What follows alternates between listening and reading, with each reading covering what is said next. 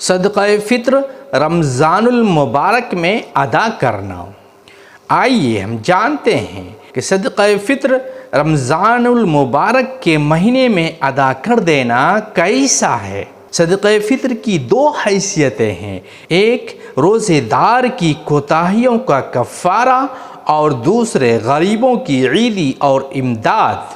اصلاً صدقہ فطر واجب تو عید الفطر پر ہی ہوگا، لیکن اگر عید سے پہلے یعنی رمضان ہی میں اس کو ادا کر دیا جائے تو فقہا کی صراحت کے مطابق ادا ہو جائے گا، اور ایسا کرتے ہوئے اگر دل میں غریبوں کے لیے نرم گوشہ پایا گیا تو اس کا ثواب بھی مستقل ہوگا انشاءاللہ۔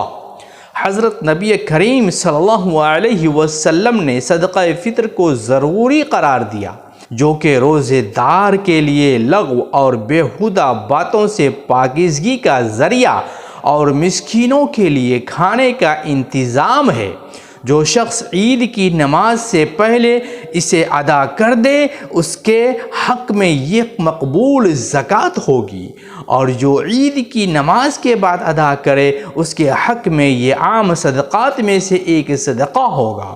حضرت عبداللہ ابن عمر رضی اللہ تعالی عنہ فرماتے ہیں، ہمارے زمانے میں لوگ یعنی صحابہ اکرام رضوان اللہ علیہم اجمعین صدقہ فطر 1 یا 2 دنوں پہلے ہی ادا کر دیا کرتے تھے۔ اس کو ابو داؤد نے بیان کیا ہے۔